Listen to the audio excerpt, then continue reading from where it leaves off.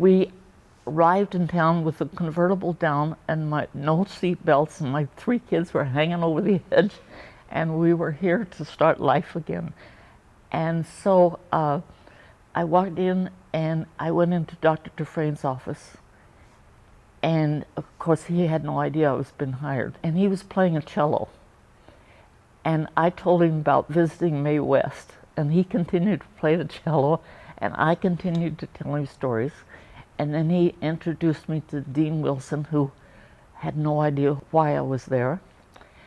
And he found an old rag and he cleaned off a dirty desk, which faced Miss Magnus in her office, which is another world. And I was told I would never direct, but I was hired for speech and for costuming. Word spread quickly about the new professor at the university, and it didn't take long for fellow faculty and staff to take notice. I was working at the newspaper, and I heard about this spectacularly beautiful new Winona State theater professor. And I met her for the first time at a charity activity, and to be very honest, I was totally intimidated. It was someone who's very glamorous, beautiful woman. I think the word was she was a model for Vogue at one point, and everyone was talking about her. Interesting person. She's very outgoing, especially to children. Very gracious. I felt a little bit taken aback by this striking woman when I was 3 or 4. But then I remember she immediately got down to my level and started to interact with me. While her colleagues see her as glamorous and outgoing, Vivian sees herself in a different light. I hide behind all this jewelry and all the clothes that I make and create, and I'm really, really hiding. I noted that Vivian didn't walk, she floats, or she floated. She didn't just arrive, she made grand entrances. And when she spoke, everyone hung on her words. Many of my impressions are through the eyes of a child, to be cliche-ish about it. But the other impression is that as imposing a presence as Vivian is, she was always tremendously kind and considerate. Those memories are both fond and indelibly etched. Originally hired to teach oral interpretation and costuming, in 1969 she came up with the idea for children's theater. Her first production was Ali Baba and the 40 Thieves. Somehow or other, I got the idea of children's theater. And so I did the first children's show, and we started in and invited more and more. And so I don't know how many years. We did it 46 years, I think. And we had up to 15,000 kids from all over, bussed them in. I kept it free, and I'd never directed a children's show before. I think my favorite memories around Vivian are really around her work, obviously in the theater. I remember as a young child being just awestruck by the production of Peter Pan, and the fact that Winona State was one of those first university theaters to really have, Peter Pan and the company flying. So I remember Jim Danaker as a young kid, and I don't remember, I think it was probably 5 or 6 years old, so it was really a breathtaking experience. I remember coming to see a lot of her plays, and I remember going to many of the Theater to Mind productions using the creative energy of the Black Box Theater.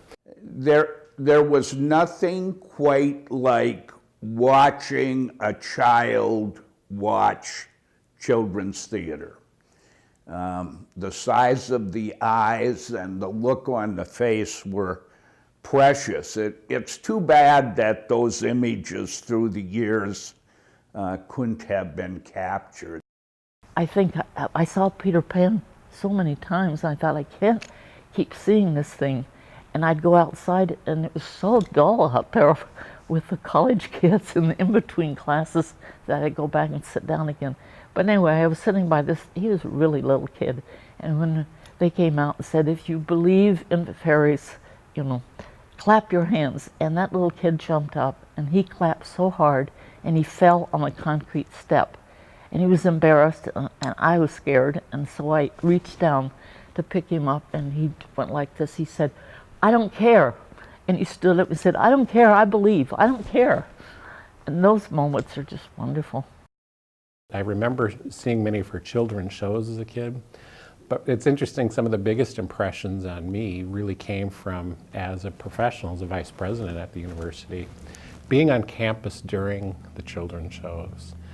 There's something about having thousands of children swarming our campus, seeing the school buses come in, the children getting off the bus, knowing what they're about to go do and see, very excited. And I always stand at the top of the steps because I like to see how the different teachers are with the children. And oh my, there's such a difference between schools. I could write books on that. And so I watch how the reaction is coming in and coming up. These two little boys were really, I mean, they were going to the theater big time. And one of them looked up and said, who is she?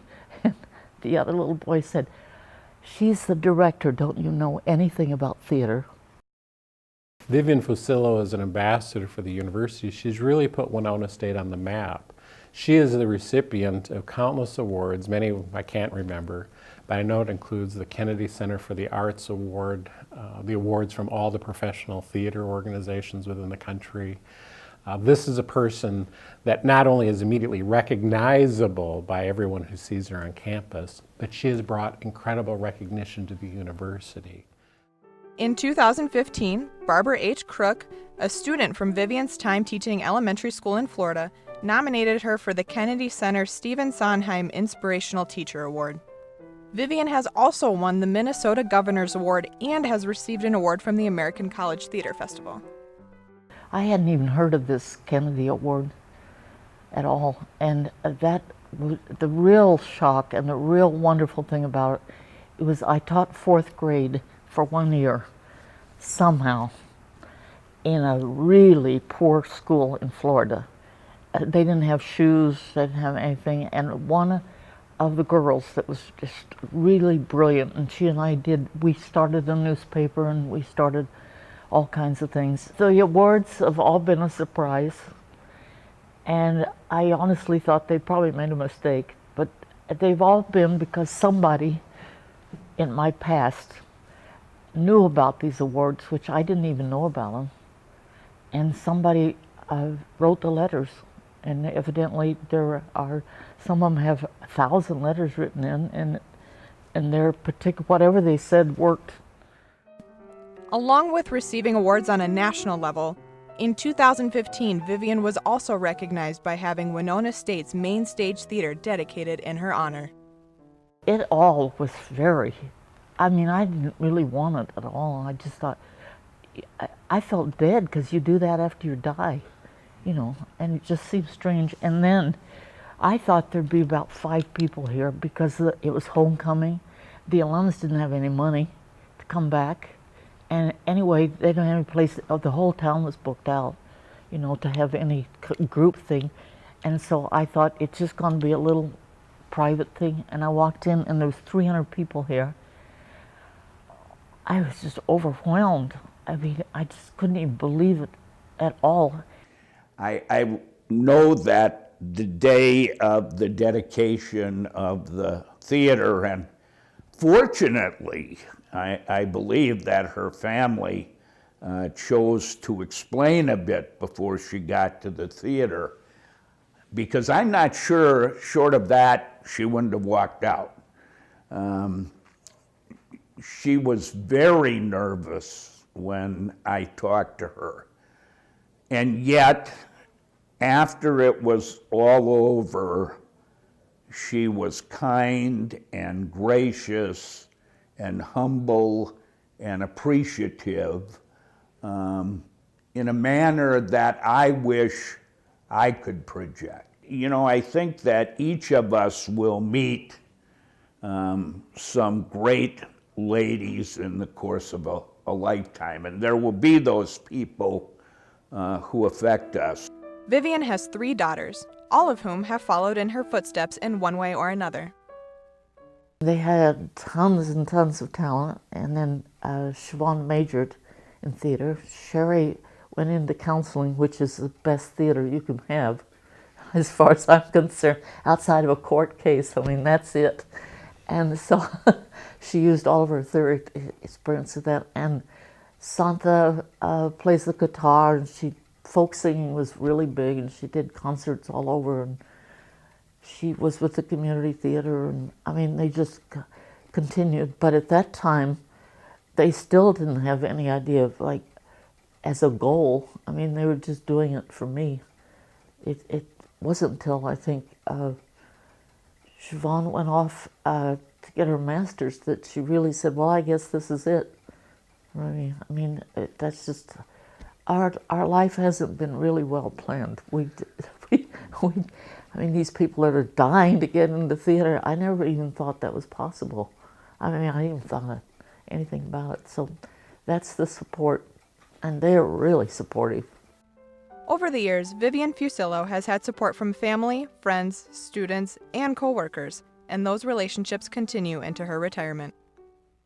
I never buy anything for the sake of buying. It's all gifts and memory. I have about 50 rings that are all from past students that travel around the world. And it's just, my whole thing is to be with the students.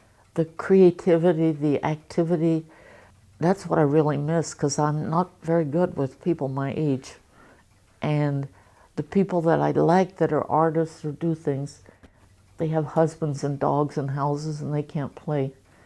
And I just have, I'm not one to just sit here at the house and, oh good, I'm retired.